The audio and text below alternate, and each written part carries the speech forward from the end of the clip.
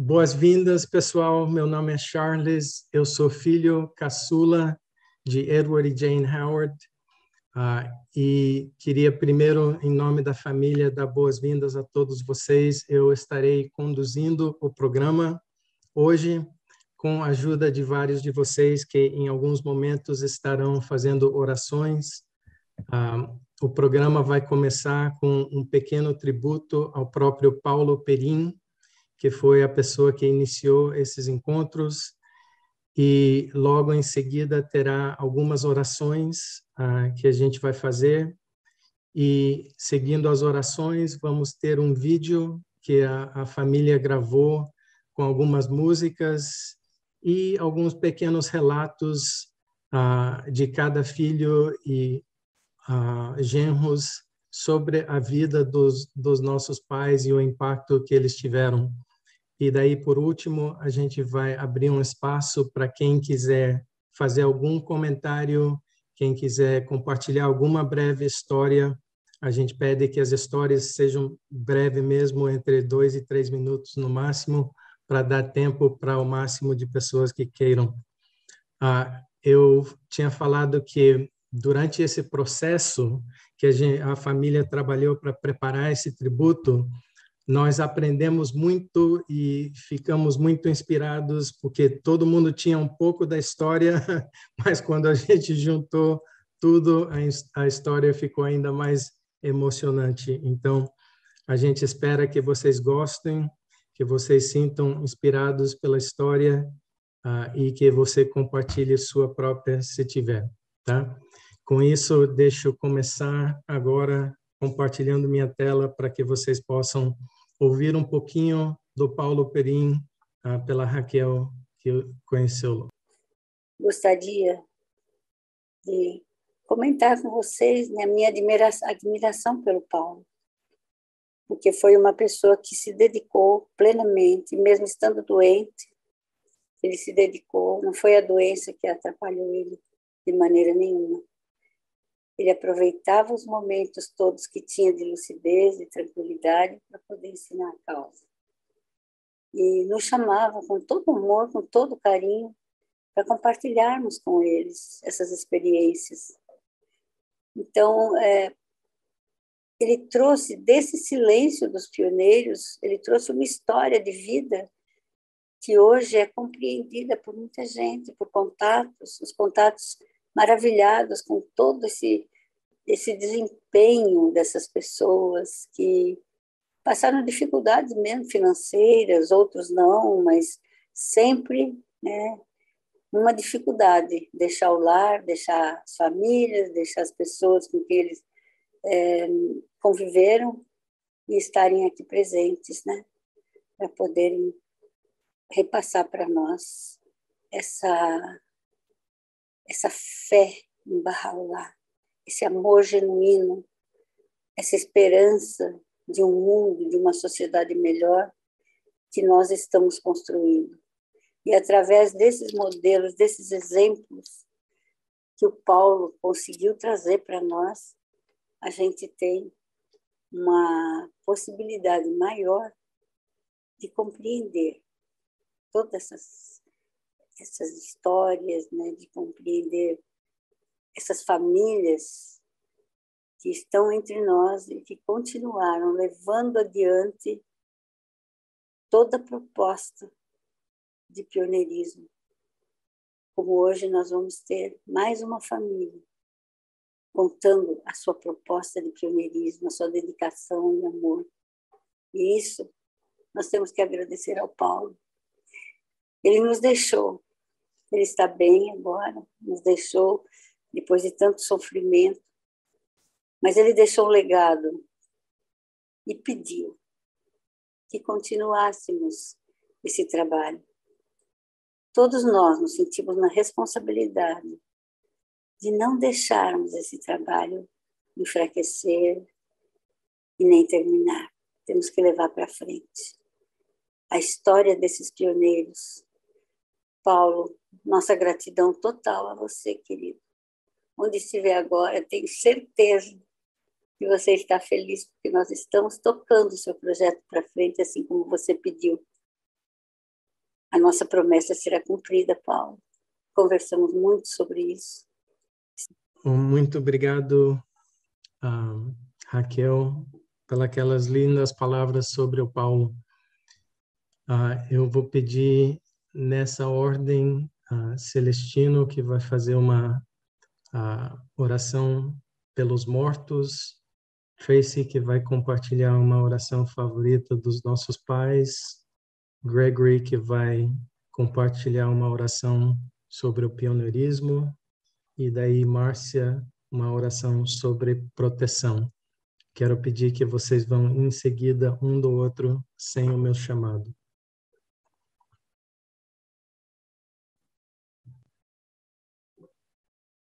Glória a ti, ó Senhor meu Deus. Não rebaixes a criatura que exaltaste através do poder de tua soberania eterna, nem removas para longe de ti aquele que fizeste entrar no tabernáculo de tua eternidade.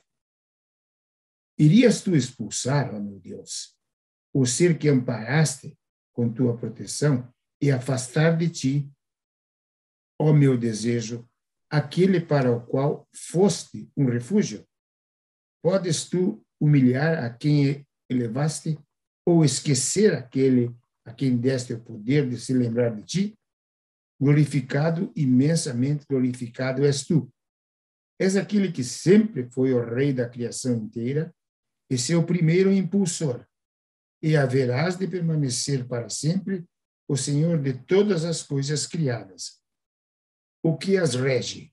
Glorificado és, ó meu Deus, se tu deixares de ser misericordioso para com teus servos, quem então haverá de lhes mostrar a misericórdia? E se tu recusares socorrer teus bem-amados, quem poderá socorrê-los? Glorificado, imensuravelmente glorificado, és tu. És adorado em tua verdade, e a ti nós todos veramente adoramos. E estás manifesto em tua justiça, e a ti nós todos veramente damos testemunho. És em verdade amado em tua graça. Não há outro Deus além de ti, o amparo no perigo e o que subsiste por si próprio.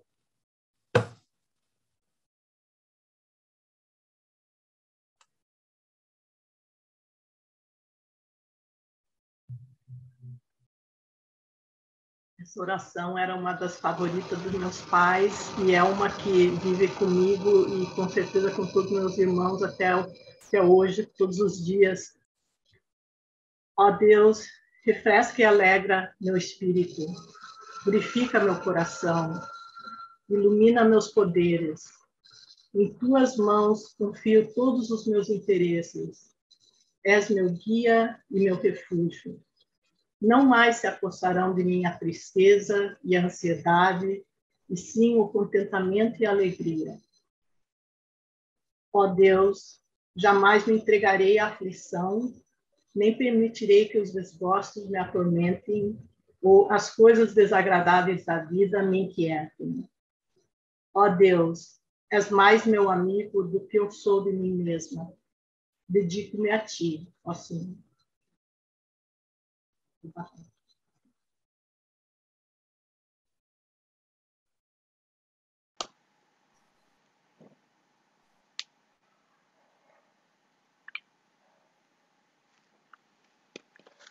Ó Senhor, dissipe a escuridão desses desejos corruptos e ilumine os corações com a lâmpada de teu amor, através do qual todos os países serão iluminados em breve.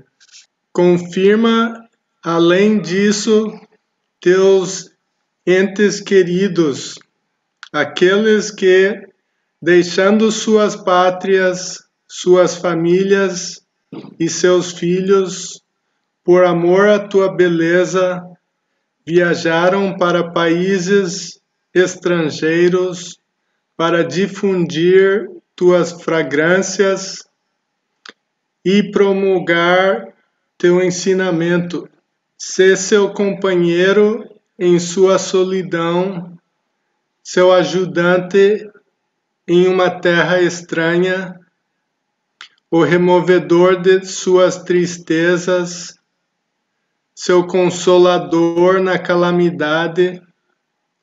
Sê tu um gole refrescante para a sede deles, um remédio curativo para seus males e um bálsamo para o ardor ardente de seus corações. Em verdade, tu és o mais generoso, o Senhor de graça abundante, e em verdade, tu és o compassivo, o misericordioso. Ó Deus, meu Deus, parti de minha casa, segurando-me a corda do teu amor e entregue inteiramente ao teu cuidado e tua proteção. Suplico-te por teu poder, através do qual protegeste teus amados contra os refratários e perversos, e todo opressor despótico e todo malfeitor que se afastou de ti, que me preserves por tua generosidade e tua graça. Permite então que eu retorne à minha casa através de teu poder e tua grandeza. Em verdade, tu és o onipotente, o amparo no perigo, o que subsiste por si próprio. Obrigado, pessoal.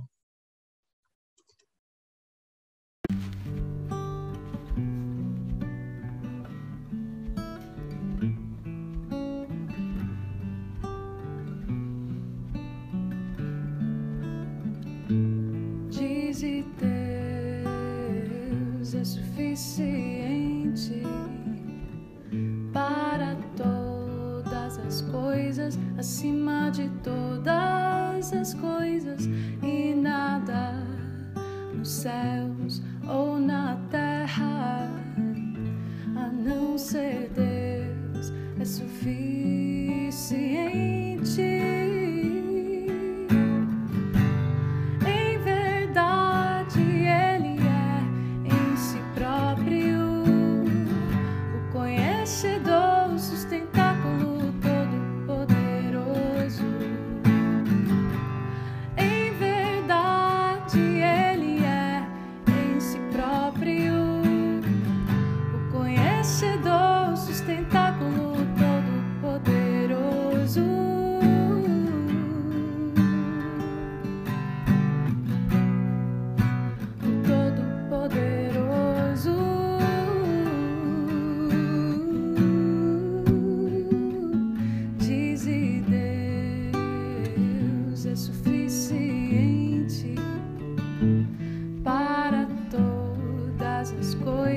Acima de todas as coisas, e nada nos céus ou na terra, a não ser Deus, é suficiente.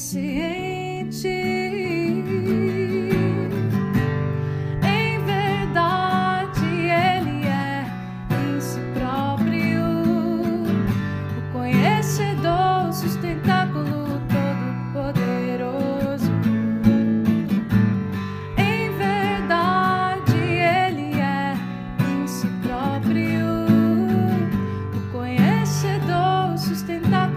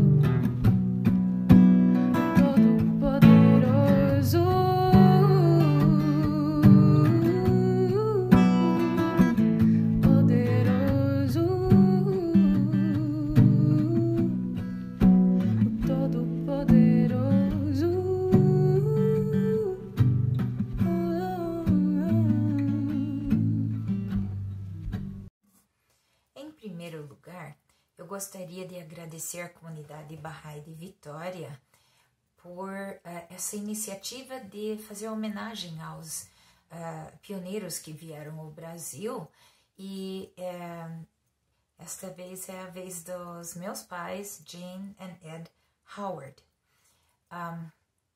Nós somos em 7 filhos, dos quais 4 viemos no navio para o Brasil em 1959. A caçula fez 1 aninho no navio mesmo, nenê, trouxeram. A mais velha é filha só do Ed, do primeiro casamento, a Mary. Ela ficou nos Estados Unidos e com a mãe dela. E eu, Cristina, as minhas irmãs Carolyn, Tracy e Rhea, viemos para o Brasil como pioneiros com os pais. Os meus irmãos, Gregory e Chuck, nasceram aqui no Brasil mais tarde. O que mais eu gostaria de frisar é a fase em que a comunidade Bahá'í estava atravessando naquela época. A cruzada de 10 anos já tinha começado e o guardião faleceu em novembro de 1957. Meus pais já estavam planejando vir ao Brasil nessa época, quando eles ouviram essa notícia, e me marcou ouvir a conversa deles uma noite lá do meu quarto. Eu escutei eles conversando. E agora? O guardião faleceu, como é que fica? Será que vamos? Será que não vamos? E a minha lembrança é que foram unânimes, assim, sem dúvida, não titubearam. Sim, sabiam o que queriam, sabiam o que estavam fazendo, o plano iria continuar. E de 1957, que foi essa ocasião, esse momento, nós em 1959 chegamos no Brasil em tempo da eleição da Assembleia Local de Curitiba. É bastante interessante essa história sobre como é que vieram chegar aqui em Curitiba. Minha mãe estava completando seus estudos na Universidade de Michigan e ela conheceu um cientista brasileiro, o Dr. Newton Freire Maia, que fizeram amizade, as duas famílias, porque a dona Flávia e a filha Regina estavam junto com ele, e muitas vezes visitavam a gente na cidade de Ann Arbor, onde morávamos. E uma vez o Dr. Newton perguntou: ok, vocês vão para o Brasil, para a América Latina, estavam aprendendo espanhol. Ele perguntou: por que vocês não vêm para o Brasil? E eles pensaram: de repente podemos ir para o Brasil. Por que vocês não vêm para Curitiba? Para encurtar a história, foram se informar com a Assembleia Espiritual Nacional dos Bahá'ís da América do Sul, que era o que tinha na época, por carta, que era a comunicação. E, de fato, Curitiba precisava de 2 Bahá'ís adultos, porque a primeira vez que a Assembleia Local de Curitiba foi eleita foi em 1957, se não me engano. Mas 2 desses pioneiros foram embora para outros lugares e Curitiba ficou só com 7 adultos na comunidade. E estavam faltando outros 2. Não tinha Bahá'ís brasileiros para completar os 9. E os meus pais vieram então para Curitiba em tempo da eleição de 1959, que permitiu completar número suficiente de Bahá'ís, de assembleias locais Bahá'ís no Brasil, para em 1960 poder eleger a primeira vez a Assembleia Espiritual Nacional dos Bahá'ís do Brasil. E com isso, as Assembleias Nacionais dos diversos países já havia número suficiente para, em 1963, poder ter o Congresso Mundial, que elegeu pela primeira vez a Casa Universal de Justiça. Então, eu acho apaixonante a história deles. Meu nome é Celestino, eu sou esposo da Cristina e vou fazer um pequeno relato para vocês do meu envolvimento com a família Howard. Eu tinha, em 1959, 60, 15 anos e fui convidado por 2 amigos, um de Colégio Estadual do Paraná, onde frequentávamos, e outro de uma turma que se reunia na rua 15 de novembro, tradicional logradouro de Curitiba. Então, neste grupo, a gente se reunia diariamente, ou seja, de segunda a sexta-feira, das 16 às 18 horas. E lá nesse grupo se discutia vários assuntos, como música, filmes e cinema. A música, na época, era Elvis Presley, Pat Boone, Bill Haley e alguns resquícios de Sinatra e Glenn Miller. Estava começando na época, porque a gente estava muito mais interessados no rock na época, certo? Então, naquele tempo, nós já pertencíamos, como a gente discutia de livro, ao Clube do Livro. O Clube do Livro traduzia vários livros famosos pelo mundo inteiro e colocava por um preço módico para nós jovens, né? E assim, a gente usava aquele tempo como não só para diversão, mas também para enriquecimento dos conhecimentos. Então eu estava à procura de uma religião, porque eu sempre fui muito interessado em religião, geografia e história, que estão unidas. E em Curitiba havia várias reuniões de jovens patrocinadas por várias igrejas.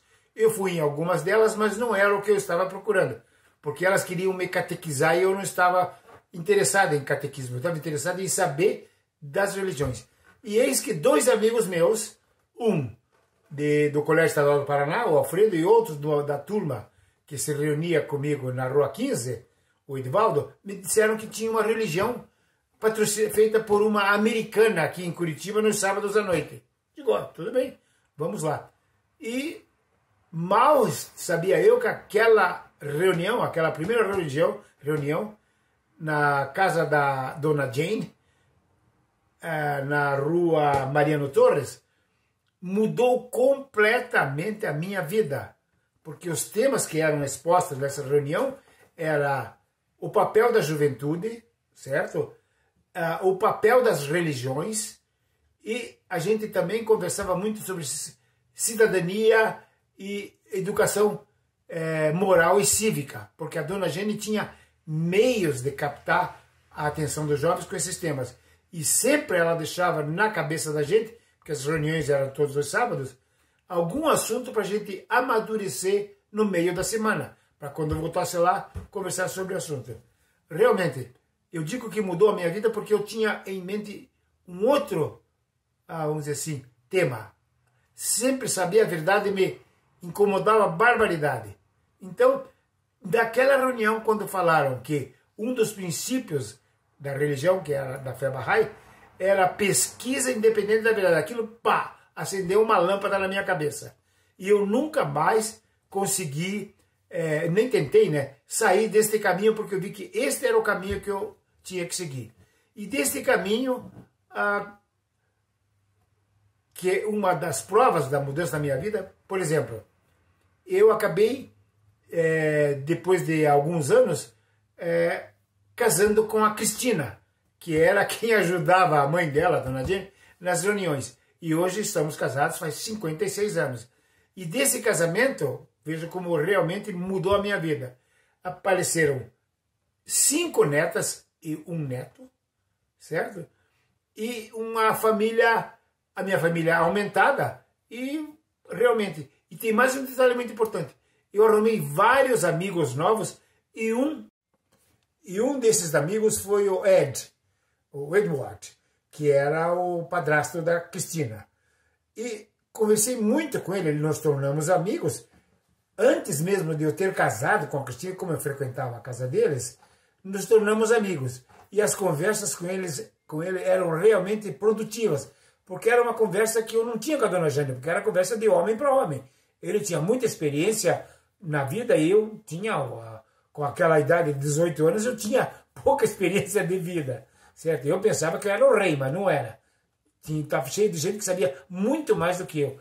E eu me dobrei aos conhecimentos dele. Ele tinha conhecimento de engenharia, construção, economia mundial, ele conhecia muita coisa. E nos tornamos grandes amigos. Oi, gente. Meu nome é Carolyn Reynolds. Minha mãe, Jane Reynolds Howard, e meu pai, Edward Howard, foram para o Brasil como pioneiros em 1959.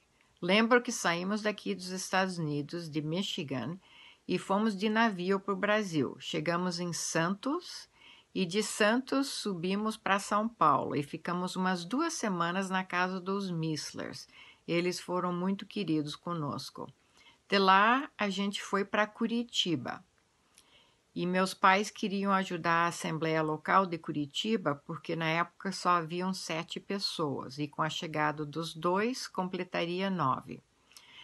Tínhamos um grande amigo em Curitiba, o Dr. Newton Freire Maia, e ele ajudou meus pais a arrumar um apartamento no mesmo prédio onde ele morava. E foi ali, então, nesse prédio, na rua Mariano Torres, que começou a nossa vida no Brasil. Teve muitas épocas boas, épocas difíceis, altos e baixos, mas em geral foi muito bom. Meus pais gostaram muito, se bem que tiveram dificuldade de aprender português por um tempo,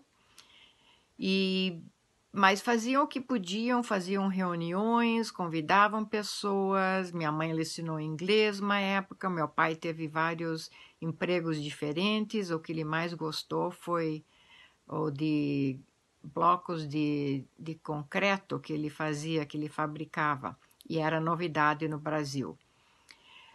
Quanto a ensinar a fé Bahá'í, eles faziam, como eu falei, faziam o que podiam fazer.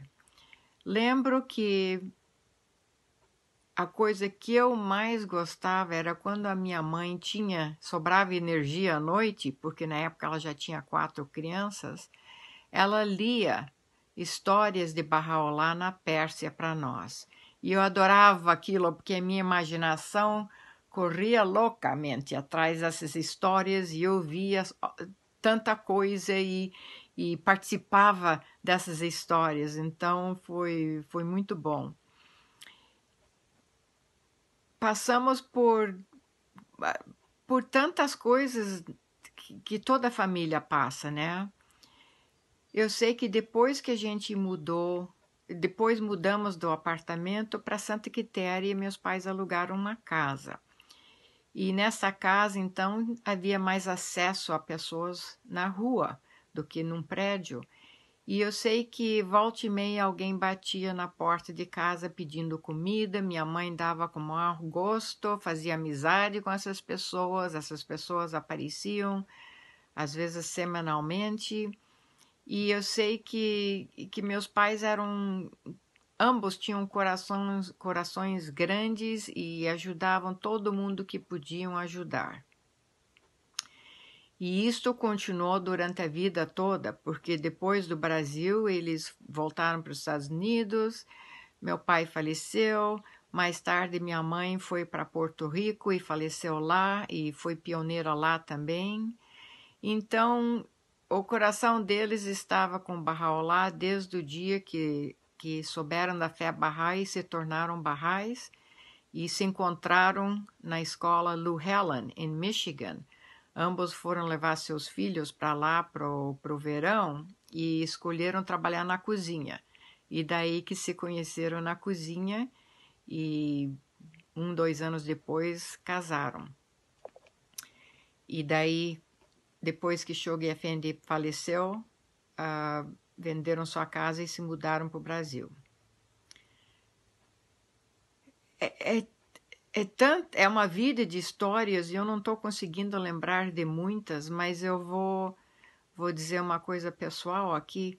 Para mim, meus pais me deram a base da minha vida, me deram muitos ensinamentos bons ao longo das suas vidas, mas o maior presente que cada um deles me deu foi depois que faleceram, tanto minha mãe como meu pai.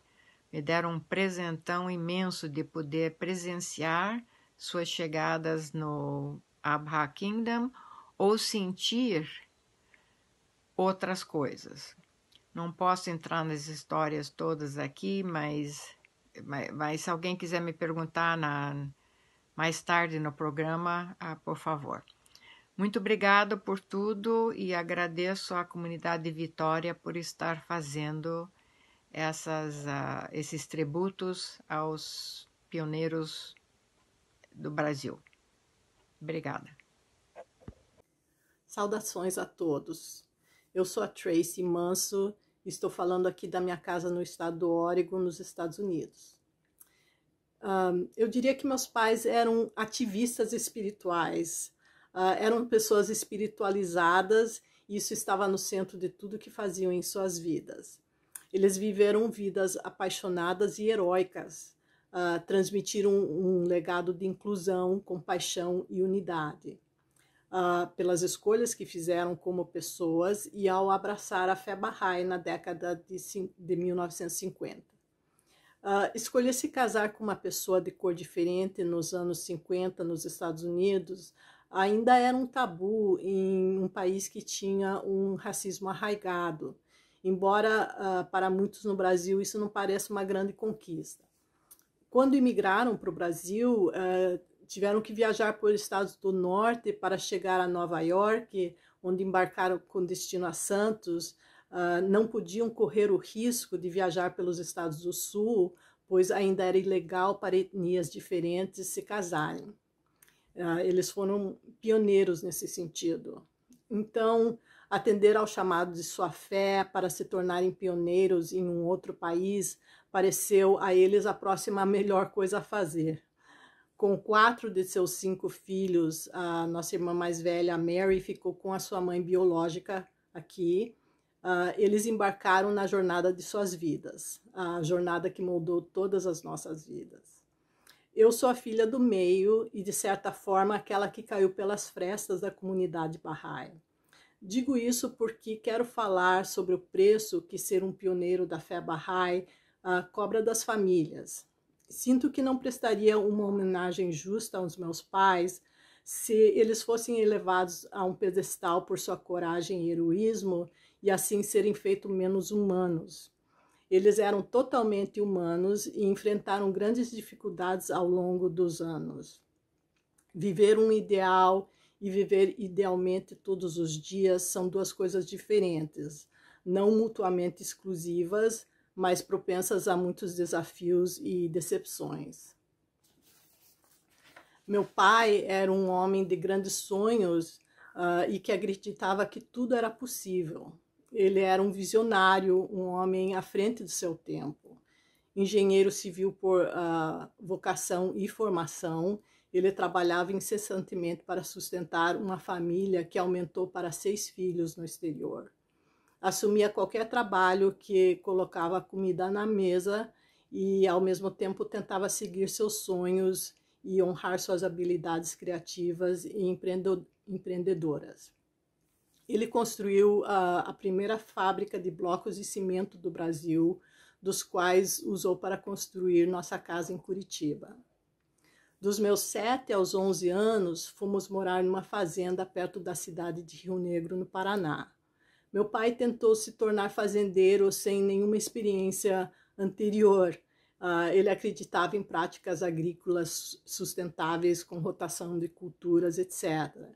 Ele também queria melhorar as condições futuras para crianças desfavorecidas e começou a construir um orfanato tipo escola nessa fazenda. Ele queria que as crianças aprendessem um ofício e se tornassem autossuficientes. O projeto, infelizmente, foi interrompido no meio do caminho por falta de financiamento.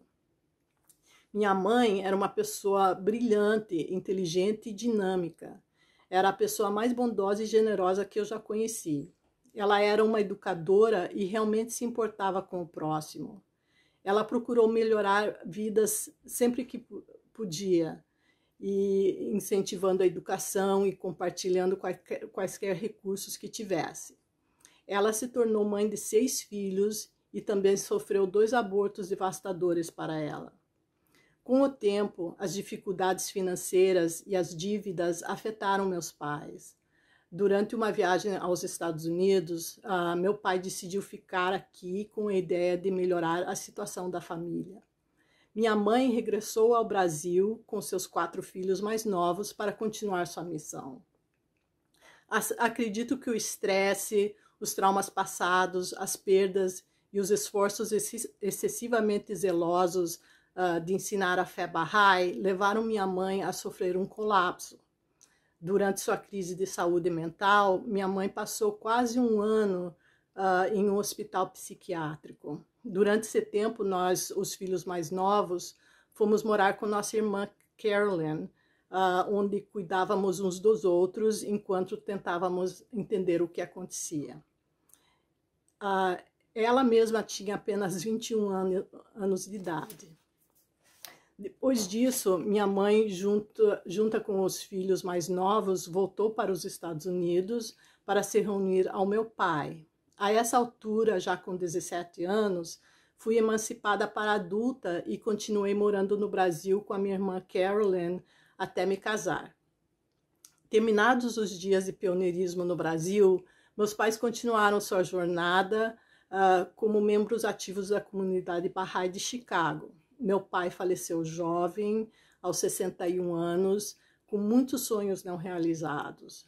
Minha mãe teve várias outras aventuras em sua vida, até sua morte em Porto Rico aos quase 83 anos de idade. Minha vida tem sido profundamente inspirada pelos meus pais. Sou extremamente grata por suas dádivas de amor, seus sacrifícios e seus esforços para nos educar e para criar um mundo melhor para toda a humanidade.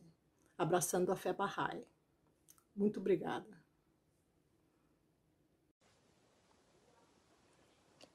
Oi, eu sou a Ria Howard Harmsen. Quero contar um pouquinho sobre os meus pais, a senhora Jane Reynolds Howard e o senhor Edward Howard. Quero falar de 3 coisas com respeito a meus pais: o círculo, as artes e o sacrifício. Meus pais criavam um círculo e traziam muita gente para dentro desse círculo. Era um círculo bacana, cosmopolita, onde se falava de assuntos interessantes, assuntos atuais. Claro, todos esses assuntos eram princípios da fé Bahá'í.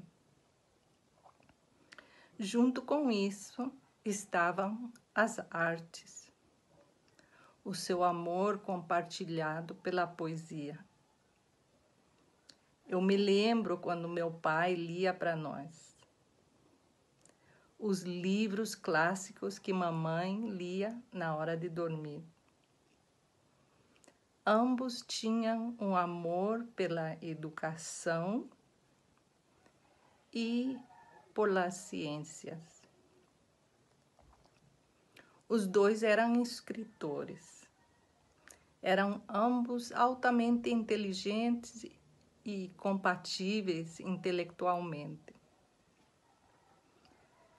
E a nossa família era uma espécie de família encantada, porque havíamos nascido desses ensinamentos.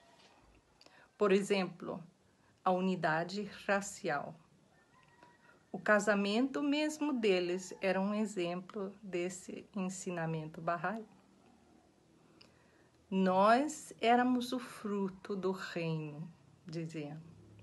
Crianças que não éramos nem do norte, nem do sul, nem do leste, nem do oeste. Éramos crianças do reino. tínhamos o privilégio de conhecer o que a maioria da gente não sabia ainda, do plano para o futuro da humanidade, da nova ordem mundial. Então, eles abriam a nossa casa para muita gente. Nunca se sabia quem estaria na mesa do dia de ação de graças. Tinha os firesides regulares. Então, por fora, nossa família era uma família bacana.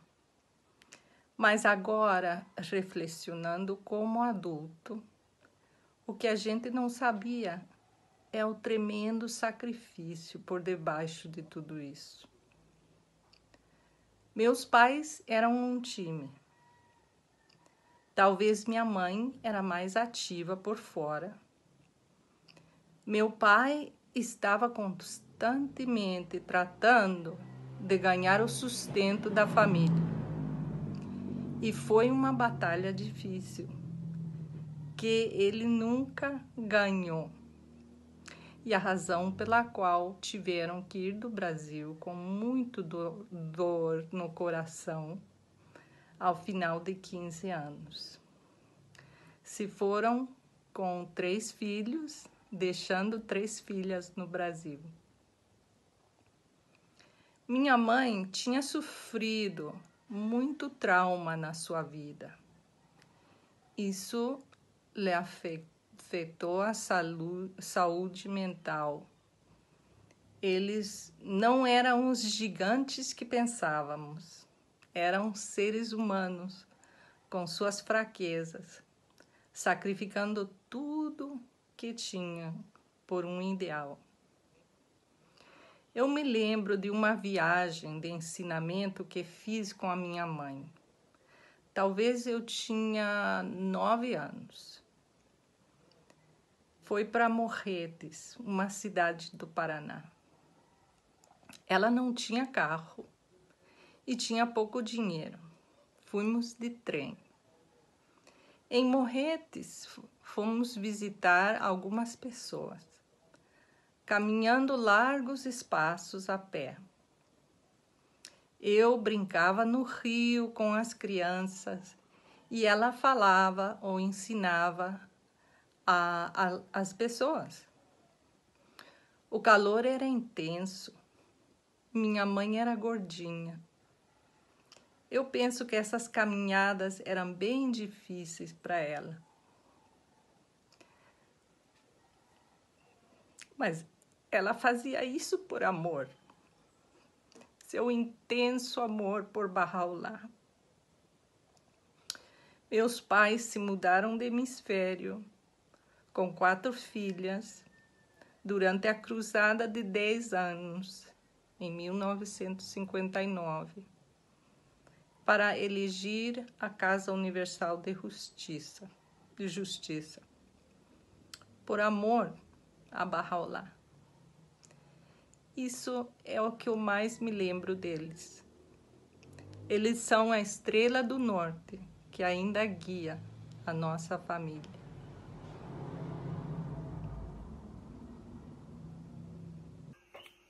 Hello, my name is Eric Hermsen, and I'm the son-in-law of Jane and Ed Howard. And I'm the husband of Rhea Howard Hermsen. I'm going to share with you today a few stories about Jane and Ed. I'll start with Ed. The first story is about when we asked consent for marriage. I was in Chicago visiting the family, and Rhea and I decided to go to the office of Ed and talk to him about marriage. And when we went into his office, he immediately intuitively knew that we were going to bring up this subject, and he was not comfortable with that. So he tried to leave the room, and we blocked him, and we closed the door, and we were able to make our case for marriage.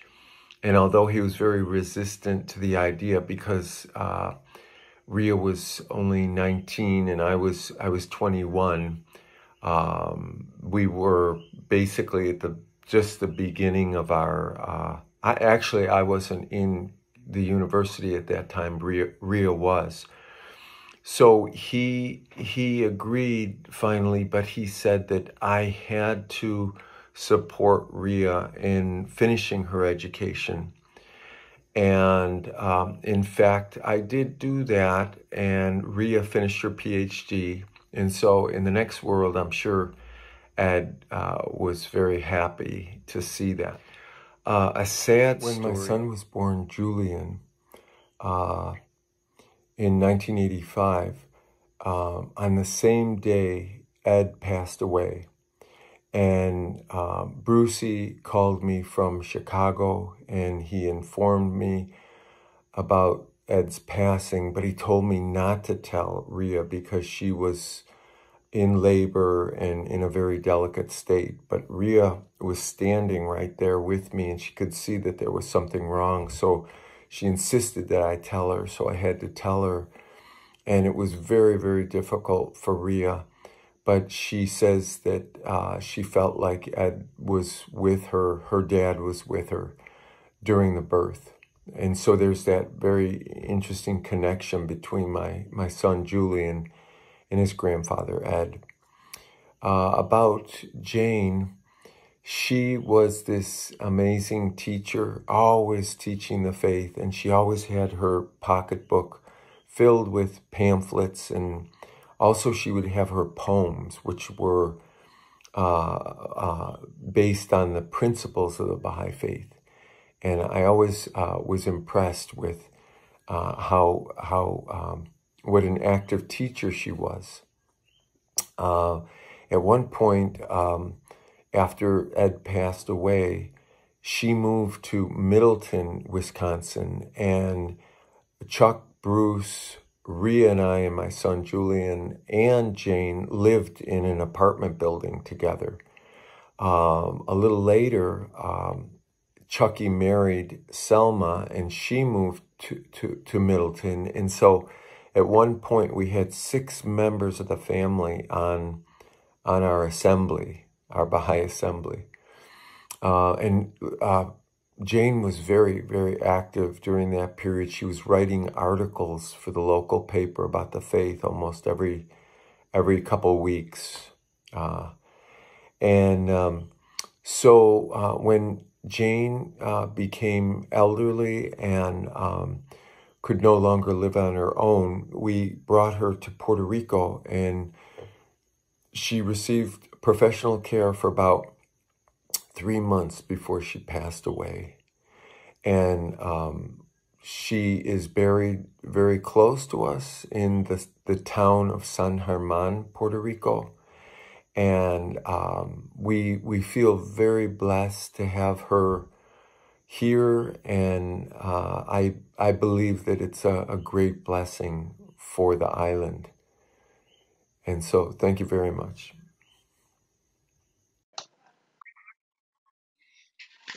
Sou Gregory, filho da dona Jane e seu Eduardo. Sou fruto da união de 2 educadores. Minha curiosidade para abrir a caixa da Pandora, digamos, e entender o mundo que me rodeia vem deles. Seria um erro grave eu não tocar no lado didático da influência deles na nossa família. E como vou fazer isso em 6 minutos com coerência?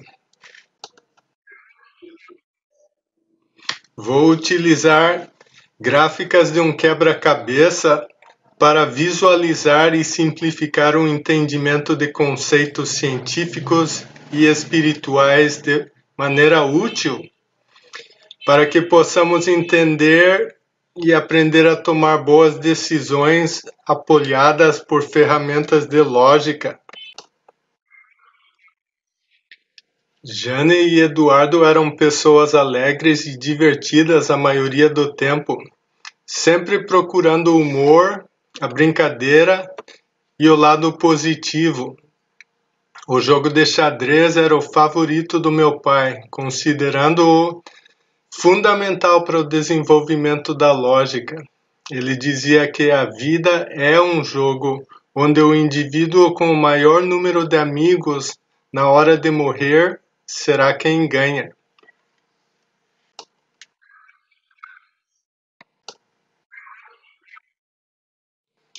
Baha'u'lláh escreve que Deus é o médico divino com a prescrição que resolve todos os problemas humanos.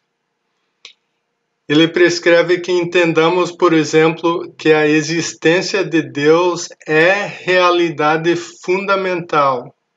Isso combate a filosofia eugenista do darwinismo, a raiz do racismo, que continua a infectar a consciência de super ricos e poderosos com a falácia teórica usada na gestão pública como prática de controle populacional pela oligarquia.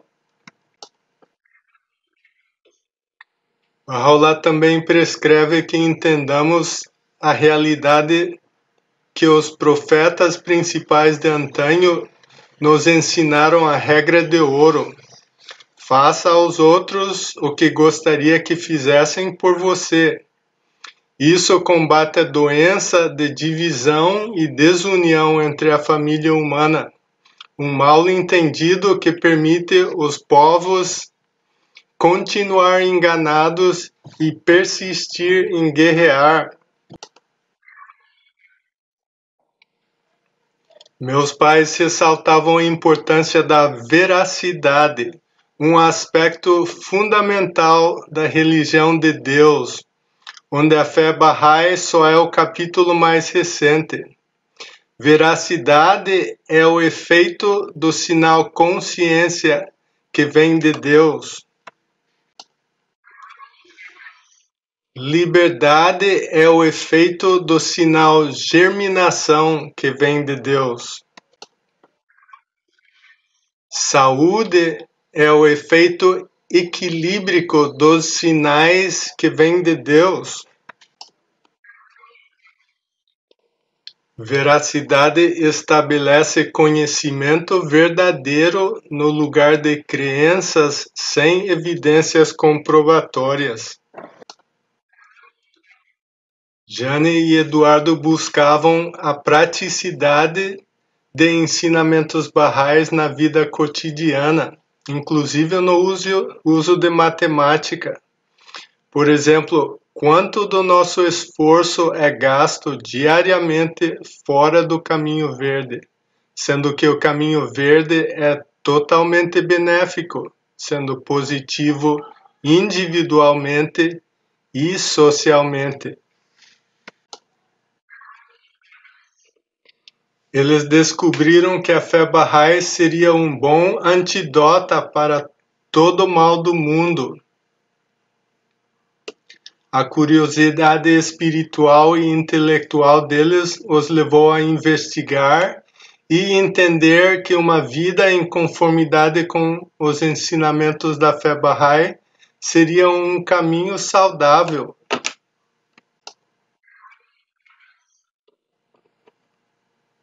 Jane e Eduardo enfatizavam a importância da religião em conjunto com a ciência, para afastar o ser humano de superstição por um lado e de materialismo excessivo e destrutivo pelo outro.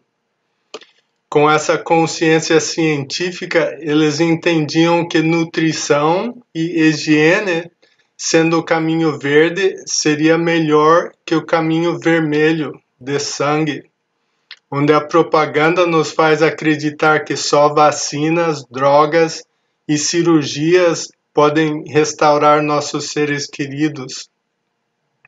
A ciência nos ajuda a distinguir entre o falso e o verdadeiro.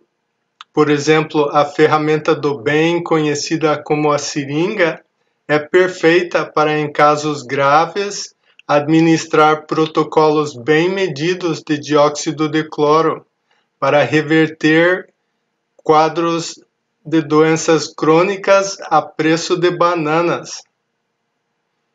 dióxido de cloro, sendo mundialmente reconhecida como um antídoto universal, usado para reverter e eliminar câncer avançado, Alzheimer, autismo, diabetes e muitos problemas causados pela carga tóxica adicionada ao corpo por vacinas, drogas e alimentos processados de indústrias altamente lucrativas. Lembro da minha mãe lendo para nós crianças a história de um sonho que Baha'u'lláh relata em sua juventude, onde ele assiste o rei da Pérsia dando ordens e diretrizes aos seus ministros, todos sendo fantoches que logo ao terminar a cena foram postos de volta numa caixa baú e guardados. Jane e Eduardo entenderam corretamente que futuramente os governantes seriam mais servidores públicos do que fantoches dos oligarcas que controlam os recursos humanos e naturais.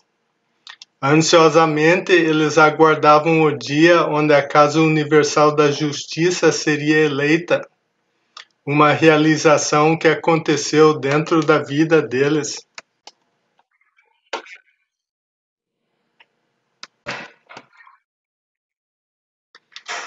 Intuindo o papel deles na construção de um mundo melhor, eles embarcaram em uma vida digna e aventurosa com seu pioneirismo ao Brasil.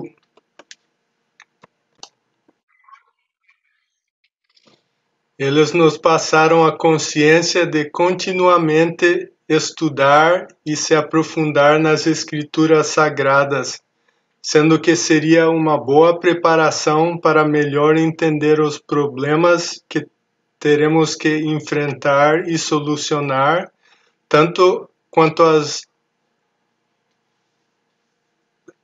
maravilhas que vamos a presenciar com gratidão diariamente e aprender a utilizar. Estou imensamente grato a esses dois queridos servidores por ter aumentado a comunidade da mais grande paz. Concluindo com este resumo didático do quebra-cabeça, eu rezo que o vetor sinal puro e verdadeiro de Deus chegue a todos, sem distúrbios de malfeitores. Agradeço a todos pelo interesse na vida dos meus pais e agradeço meus pais pelo seu esforço. Bom dia, pessoal. Sou Charles Richard Ellsworth Howard, filho caçula de Jane e Ed Howard. É um grande prazer estar aqui com vocês, homenageando a memória dos nossos pais que ainda nos inspiram. Eu nasci no Brasil em 64 e passei os primeiros 10 anos da minha vida em Curitiba. Era conhecido como Chuck. Quando meus pais voltaram para os Estados Unidos em 74, era apenas uma criança de 10 anos, então não tive a opção além de voltar. Fiquei fora do Brasil 28 anos. Mas 20 anos atrás, eu e a minha esposa Selma tomamos uma decisão para voltar para o Brasil, ou vir para o Brasil, para o Nordeste, onde ainda estamos na Bahia, como pioneiros. E muito daquela decisão foi inspirada por nossos pais. No meu caso, Ed e Jane, e no caso de Selma, os pais dela, Jan e Jawad, que foram pioneiros para a África para muitos anos. Eu lembro naquele dia que a gente foi comunicar nossa decisão para minha mãe. O coração dela realmente encheu de alegria. falamos para ela que vínhamos para ajudar a continuar o trabalho que ela e meu pai tinham começado.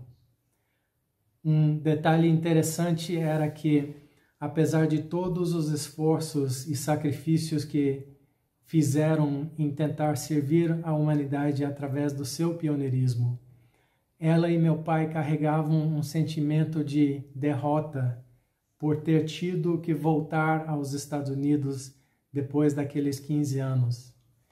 Eles não tinham uma noção clara de quanto eles tinham inspirado seus próprios filhos e tantas outras pessoas que eles conheceram. Seu exemplo de coragem, com seus valores vividos na prática no dia a dia, com seu compromisso e amor pela humanidade. Afinal, eles vieram para o Brasil para compartilhar as boas novas da vinda de Bahá'u'lláh para todas as pessoas que ainda não tinham tido a chance de receber esse recado. Eles saíram da sua terra nativa, dos seus relacionamentos com familiares e passaram por muitas coisas. Mas eu lembro algumas histórias do meu pai, que nos primeiros 4 anos que estava no Brasil não tinha domínio da língua e dirigiu um caminhão entre Curitiba e Rio de Janeiro em estradas tortuosas, perigosas, e eu lembro numa ladeira que ele estava subindo, o caminhão quebrou e ele teve que tirar a peça, diagnosticar qual peça tinha quebrado, tirar ela do caminhão, levar para a cidade mais próxima, encontrar um mecânico para consertar e daí ainda voltar para o caminhão antes de toda a mercadoria ser roubada do caminhão.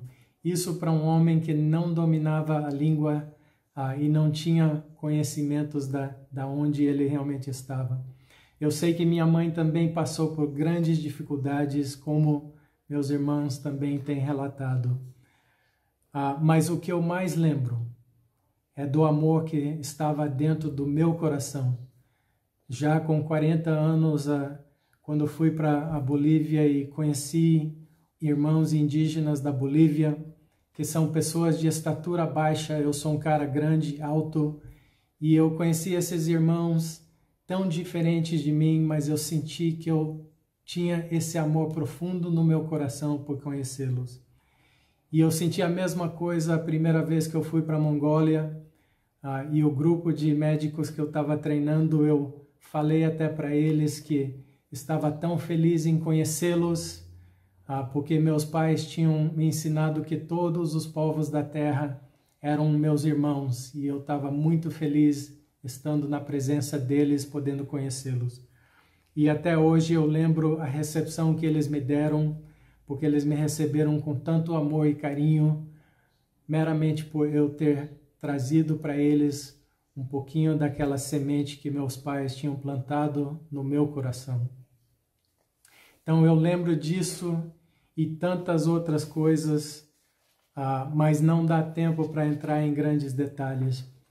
Eu só sei que o que eu aprendi dos meus pais é esse amor pela humanidade e o fato que devemos nos esforçar em nossa vida para servir a humanidade através do nosso trabalho, através da nossa arte, da nossa música, da nossa profissão.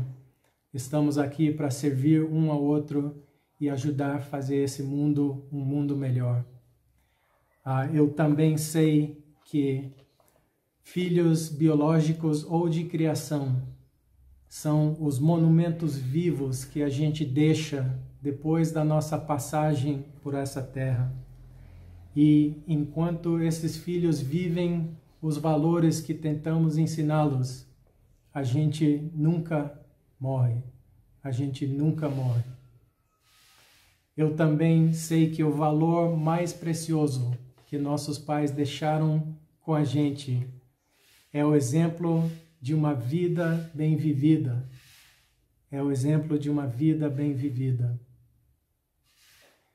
Com isso, eu gostaria de agradecer em nome da família o esforço dessa iniciativa da comunidade de Vitória para manter viva e celebrar, homenagear o serviço de tantos servos de Bahá'u'lláh que passaram por aqui. Ya Bahá'u'lláh, Ya Bahá'u'lláh. Make us as waves of the sea, as flowers of the garden, united, agreed, through the bounties of thy love. Make us as waves of the sea, as flowers of the garden, united, agreed, through the bounties of thy love. Sejamos ondas do mar, ou flores de jardim, unidos em harmonia, através das graças do teu amor. Sejamos ondas do mar, ou flores de jardim, unidos em harmonia, através das graças do teu amor.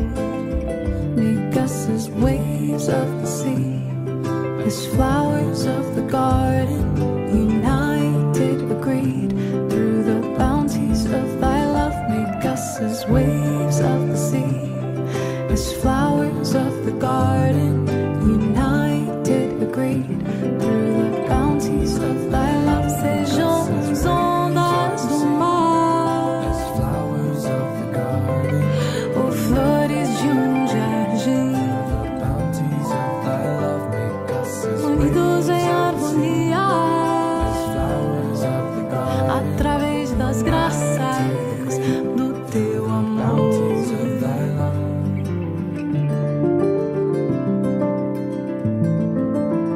Make us as waves,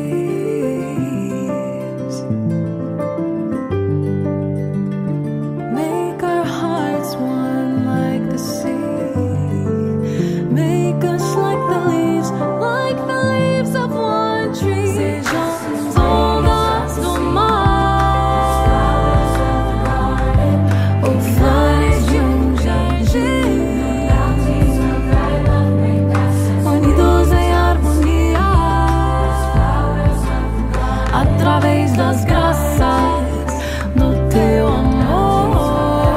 Sejamos ondas do mar,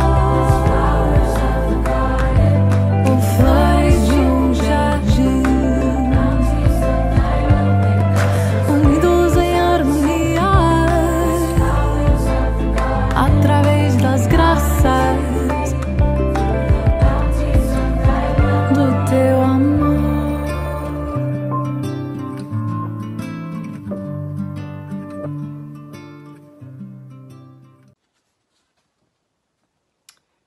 On the occasion of the passing of my mother, Jane Reynolds Howard, the Universal House of Justice wrote this letter.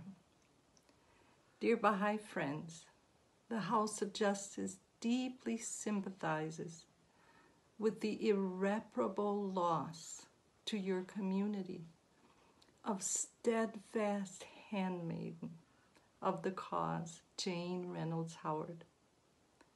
Her long record of service as a pioneer for 15 years in Brazil and subsequently in Puerto Rico is recalled with abiding gratitude. Kindly assure her family and friends of the fervent supplications of the House of Justice at the sacred threshold for the progress of her soul throughout the worlds of God. Prayers will also be offered for her dear family that their grief may be eased. With loving Baha'i greetings, Department of the Secretariat.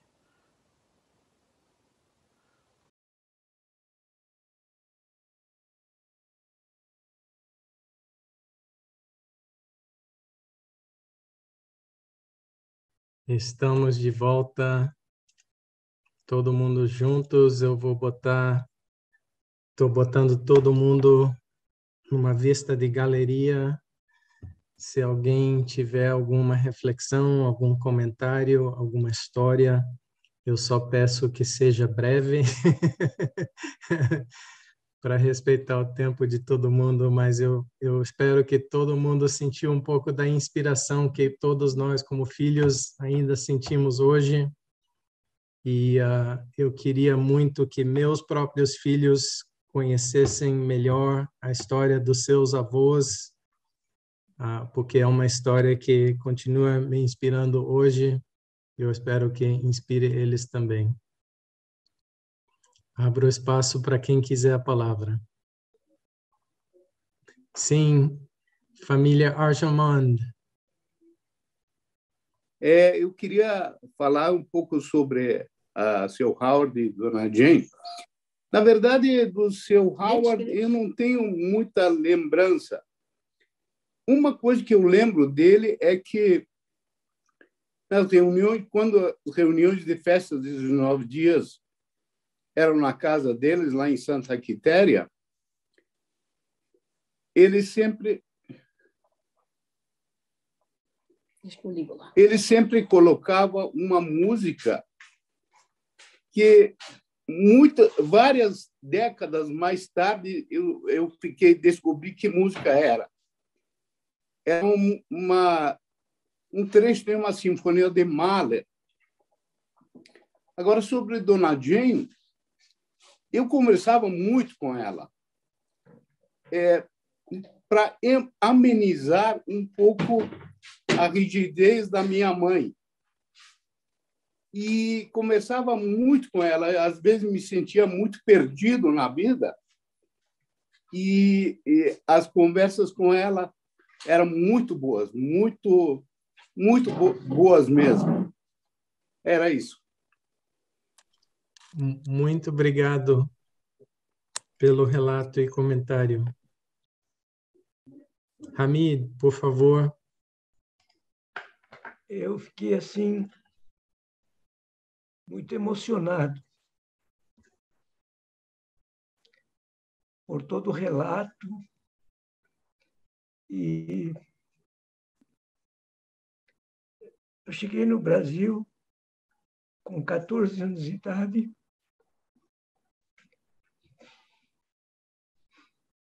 e sempre frequentava a casa de Edward e Jane. Tinha muitas reuniões de juventude. E a Dona Jane era assim, uma pessoa extremamente doce e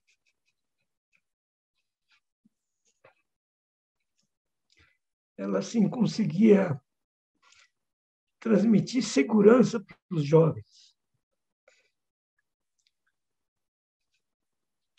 Porque, na realidade, o que acontecia? A juventude, vamos dizer, dentro do contexto normal que a gente vivia, a gente também era induzido pelo próprio dia a dia e pelo próprio relacionamento que a gente tinha com as pessoas. A gente era induzido muitas vezes a como é que eu posso dizer, a achar que a vida que as pessoas viviam fora do contexto Bahá'í seria bom, né? E a Dona Jane, por todo o amor que ela tinha e a maneira que ela conseguia transmitir para os jovens, ela conseguia manter, vamos dizer, a manter na juventude uma realidade que a fé Bahá'í dizia, né? Que a fé Bahá'í trazia como a verdade a ser seguida, né? Só que de uma maneira muito mais doce, que normalmente, vamos dizer, principalmente nós que éramos pessoas de uma cultura iraniana, né? E que estávamos no Brasil, a gente não tinha essa transmissão de informações da maneira que a Jane fazia com os jovens. Outra coisa que foi falado ali, que eu lembrei assim rapidamente, era do jogo de xadrez que o Ed jogava, e eu adorava jogar xadrez, né? E sempre quando a gente ia lá, então, e uma das coisas que tanto a Jane como o Edward perceberam em mim, que eu falava fluentemente o inglês, então, e eles também não falavam muito bem o português. A Jane falava bastante bem na época, né? Mas o Ed não, o Ed ele falava mais inglês, e ele gostava de jogar xadrez comigo e falava assim: cara, como é que você fala tão bem o inglês, né? E eu falava para ele que estudei em colégio americano no Japão, e a minha vida também foi muito difícil, porque os meus pais também não falavam o idioma, né? E eu era o intérprete dos meus pais para poder ensinar a fé Bahá'í, coisa que eu falei no meu depoimento também. Isso. E fiz várias viagens de ensino junto com o Edward. E a Jane, nunca viajei com a Jane, mas com o Edward, com a Cristina, com a Carolyn, a gente fazia viagem de ensino, e era assim, muito gratificante estar junto com eles. E uma coisa final que eu gostaria de falar, que quando a Jane e os filhos foram embora para os Estados Unidos, eles passaram por São Paulo, e a Raquel e eu que levamos eles para o aeroporto para a despedida final, quando eles foram para os Estados Unidos. Só isso. Muito obrigado. Muito obrigado, Hamid, pelo relato. Muito obrigado. Ai, que coisa. Quem mais? Irandir e daí Mary. Irandir e daí Mary. Vou falar rapidamente. Eu sou a Irandir, amiga da família Howard, especialmente do Charles e do Gregory. Quero agradecer imensamente por terem compartilhado essa história tão bonita, tão inspiradora. Eu fiquei muito emocionada, muito tocada. Em alguns momentos eu me identifico muito com essas lutas, com esses sonhos. Como fui uma criança órfã, também tinha esse sonho de participar da vida do orfanato, de ajudar nos orfanatos. Sempre foi o meu sonho também. E todos esses desafios, né, para realizar esses sonhos. Então, toda essa história é muito tocante. E queria dizer também do exemplo que eles deram para a família, para os dois filhos que têm um contato, que estão sempre acolhendo a comunidade com tanto amor, abraçando, de qualquer forma, com uma palavra acolhedora, um sorriso, um abraço.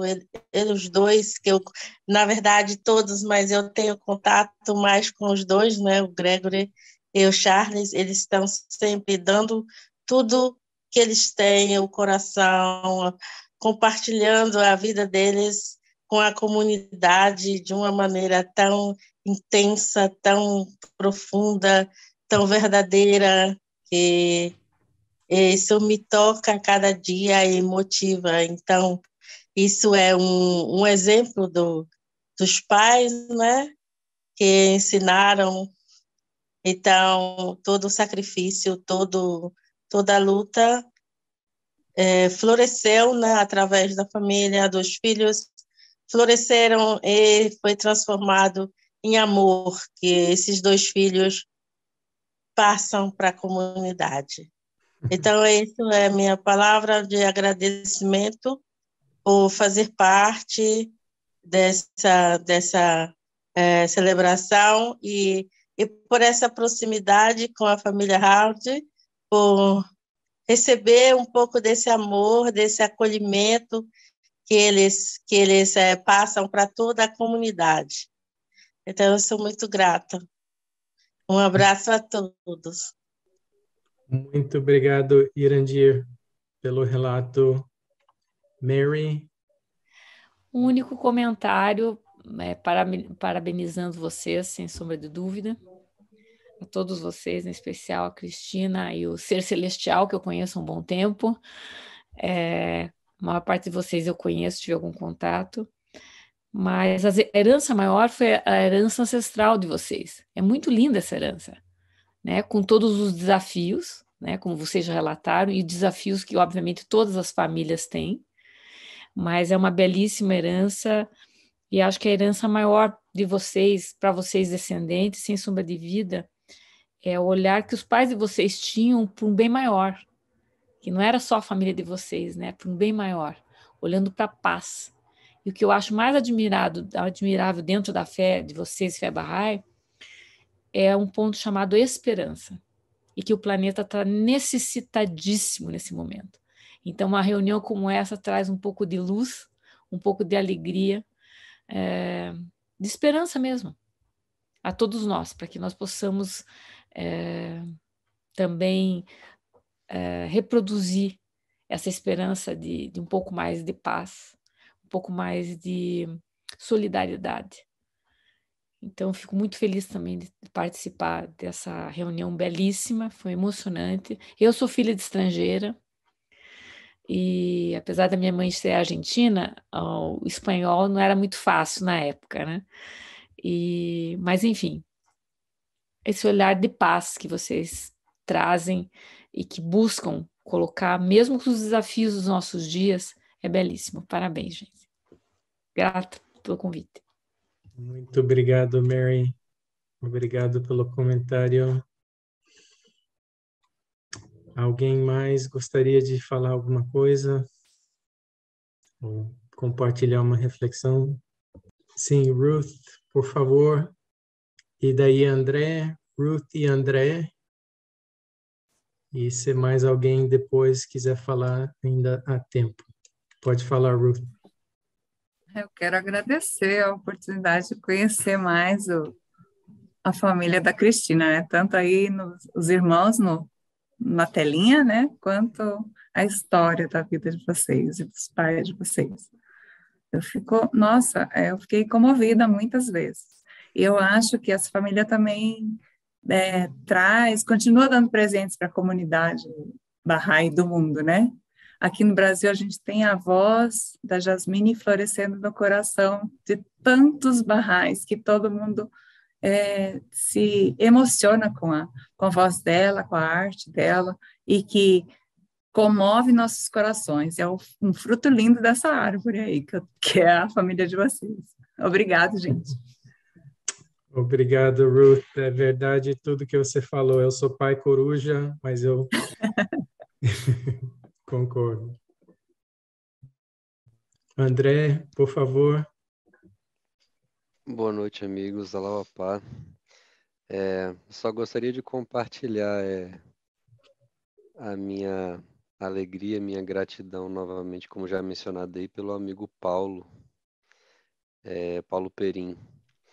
Eu sou daqui de Vitória, da comunidade de Vitória, e tive a oportunidade de participar de diversos tributos que ele organizou, né? Que eu já perdi a conta de quantos foram, mas certamente foram dezenas. E eu fico sempre impressionado, ainda mais agora, né, que ele já partiu deste mundo, mas eu fico imaginando, assim como os nossos homenageados de hoje, os Howard, certamente todos os pioneiros o receberam lá na sua chegada ao reino de Deus com uma grande festa. E eu fico imaginando como deve ter sido isso maravilhoso. E que serviço prestado por ele, né? Aqui, reunidos, nós aqui estamos 30 pessoas aqui no Zoom, mas certamente mais pessoas ainda, porque tem mais de uma pessoa atrás de cada tela, mas quantos familiares, quantos amigos de todos esses pioneiros foram tocados com esses tributos e fez com que a luz, né, que esses pioneiros trouxeram na época que eles vieram fosse novamente reacendida com esses tributos. E certamente os próprios familiares reacendidos, reinspirados, né, pelos seus gestos os pioneiros nos trazem gestos de esperança, gestos de sacrifício, de amor a Bahá'u'lláh, que tem que estar sempre aceso em nossos corações. Então, esses tributos eu vejo como um grande serviço à causa de Deus, porque eles fazem isso, né? Eles reacendem os nossos corações, nos fazem lembrar do sacrifício que os pioneiros fizeram e que a gente tem que se espelhar nisso para cumprir o nosso papel hoje como Bahá'ís, né? Se engajar nos planos que a Casa de Justiça desenrola, né, para as necessidades do momento. Agora estamos entrando num novo plano, né, plano de 9 anos, e a Casa de Justiça urge a gente que se envolva em atividades centrais, construção de comunidades e também pioneirismo. Saiu recentemente uma carta falando sobre pioneirismo, né, da Casa de Justiça aos Bahá'ís do mundo. Então, só gostaria de compartilhar aqui novamente minha admiração ao Paulo Perim, e por conta disso, eu particularmente não conhecia a história desses pioneiros dos Howard, então fico muito feliz de ter essa oportunidade, assim como tive a oportunidade de conhecer muitos outros que eu não havia conhecido anteriormente. Então, um abraço aí forte aos familiares e aos amigos. André, muito obrigado por esse comentário, e eu só quero encorajar o amigo para ser uma dessas pessoas que vai levar esse trabalho à frente. Esse trabalho realmente reacendeu os corações de várias pessoas e trouxe à luz o exemplo de tantas outras. Então, eu sei que Raquel não vai deixar esse trabalho parar, mas eu sei que eu acho que é você e Murilo na comunidade de Vitória estão já ligados a esse trabalho, né? Então, tem que dar continuidade, 100%. Mais alguém gostaria de comentar? Salma? Só queria dizer que é muito importante pessoas que estão pioneiros e também os filhos de pioneiros entender essa coisa de plantar sementes, porque às vezes você não está vendo os frutos ou a semente crescer, até décadas passam e depois você tem aqueles frutos e você está surpreso. Então, tem momentos no pioneirismo que você está pensando que você não está fazendo nada, e tenho certeza que Jane, que Ed pensava assim às vezes, mas sempre deixando sementes como eles estavam. Eu conheci Jane, então eu sei que Jane, qualquer oportunidade que ela podia, ela estava introduzindo alguma coisa da fé. Então, eu acho que Curitiba está abençoado Mas é bom lembrar, filhos de pioneiros, temos 3 aqui em casa, que às vezes não está desenvolvendo como você está querendo ou tem expectativa, mas depois de um tempo esfloresce. Obrigada. Obrigado, Salma. Eu sei que o tempo já está passando. Se alguém mais tem um comentário, podemos ter ele. Hamid, segunda rodada, Hamid. Só queria colocar um fato pitoresco que talvez poucas pessoas lembrem. Você, por exemplo, Charles, provavelmente não vai lembrar, porque você nem estava lá. Mas falaram do caminhão do Ed, né? E uma das viagens de ensino foi feito para Ponta Grossa. Isso foi acho que em 63, por aí. Fazia um ano, mais ou menos, que eu estava aqui no Brasil. Aí o seu Ed encheu os caminhões de barrais e, pasmem vocês, naquele caminhão foi levado, inclusive, uma mão da causa que tinha mais de quase 70, 80 anos naquela época. E naquela época, uma pessoa de 70 anos, ou de 80 anos, ou quase 80 anos, era bem idosa, né? E ele foi lá sentado lá na caçamba do caminhão, e a gente ficava todo mundo cantando músicas. Chegamos lá em Ponta Grossa, fomos visitar, acho que devia ter uns 3 ou 4 barrais naquela época lá. Fomos lá, visitamos as pessoas, fizemos reuniões, aí pegamos o caminhão e voltamos de novo para Curitiba. Isso é um fato assim pitoresco. Eu lembro que provavelmente a Cristina deve lembrar disso, a Carolyn não lembro se estava lá, mas o Celestino estava nessa viagem também. Foi assim muito interessante e pitoresco, como eu falei. Foi uma das viagens, uma das preparações foi feita pelo Comitê de Juventude de Curitiba na época. É isso aí.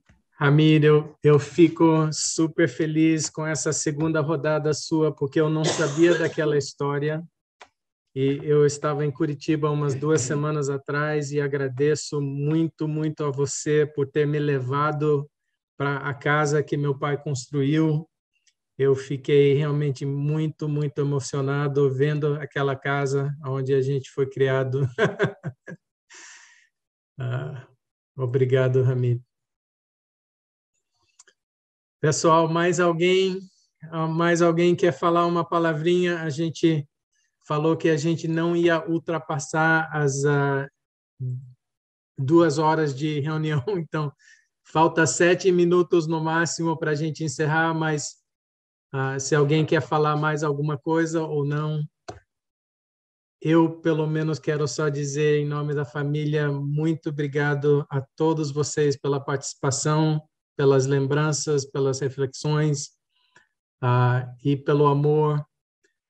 E Ruth, você falou mesmo que o fruto dessa árvore é muito rico mesmo, e eu concordo, tem tantos outros netinhos e netinhas fazendo boas coisas também, e a gente queria conectar todos eles com a influência do tronco dessa árvore, porque o que está no sangue deles hoje veio de algum lugar e a gente está todo mundo conectado de uma forma ou outra. E eu também gosto muito dessa iniciativa da comunidade de Vitória, porque ela nos conecta com o próximo mundo também. Então, não é só a memória, ela nos conecta com o próximo mundo e com as preparações que nós temos que estar fazendo nesse mundo para ser dignos de chegar no próximo mundo, né? Então, eu acho que essa conexão que todos nós temos com nossos antepassados é muito importante fortalecer, cultivar, prestar serviço em nome dos nossos pais, em nome dos nossos antepassados, homenagear a memória deles, lembrar a memória deles, porque eles nunca morrem enquanto seus filhos e netos levam para frente os valores que eles trouxeram ou nos ensinaram, né? Ok, gente, abraço a todos.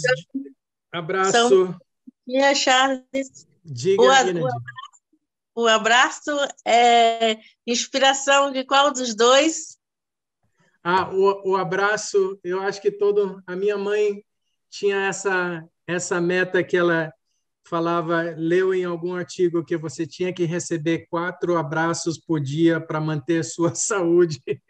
Então, ela sempre dava muitos abraços. Meu pai, por outro lado, a gente ia, abraçava ele ficava meio sem jeito, mas a gente sabia que ele gostava também.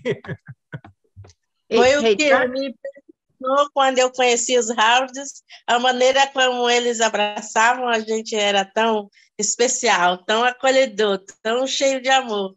Um abraço grandão assim, e até hoje é muito bom compartilhar desse abraço. Obrigada. Obrigado a você. Mais alguém?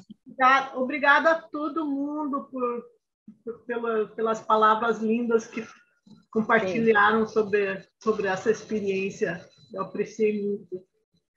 E obrigada a Jasmine por a música tão linda. Sim. Obrigada, família. É lindo. Muito bom ver a Tracy e a Lia depois de tantos anos. Sim, Bijan e Maria, muito bom ver vocês também.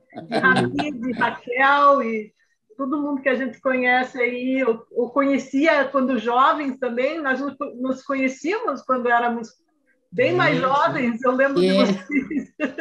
Nós éramos amiguinhas, né, Tracy? Sim. Muito tempo atrás, né? Umas boas décadas, né? Isso.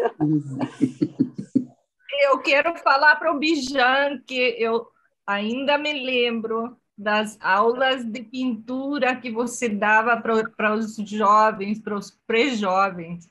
Nós éramos dessas. E aos 55 anos, eu comecei a pintar. Nunca é tarde. E ela é boa também. Tem mais essa. Lembrei de um fato engraçado. Eu pedi para o Gregory me ensinar inglês e ele começou na primeira aula com a poesia que o pai dele recitava. Então, eu fiquei tão perdida porque era um vocabulário muito elevado, mas foi muito desafiante, mas foi gratificante. Obrigada pelos amigos queridos que participaram e pela família toda e os comentários todos. Foi muito bom. Ok. Então... Thank you very much. This is Guadalupe. Thank you for everything and for sharing this beautiful occasion. Oh, thank Guadalupe, you. did you understand the Portuguese? Mostly. We're going to do another. Más o menos. We're going to do another one in English. That would be great. A whole different crowd. We've been looking forward to it. Thank you. Muchas gracias. Very emotional. Very touching. De nada, querida. I love you guys. Okay. Gracias a ustedes por todo el cariño y cuido de mi mamá. Oh, my goodness.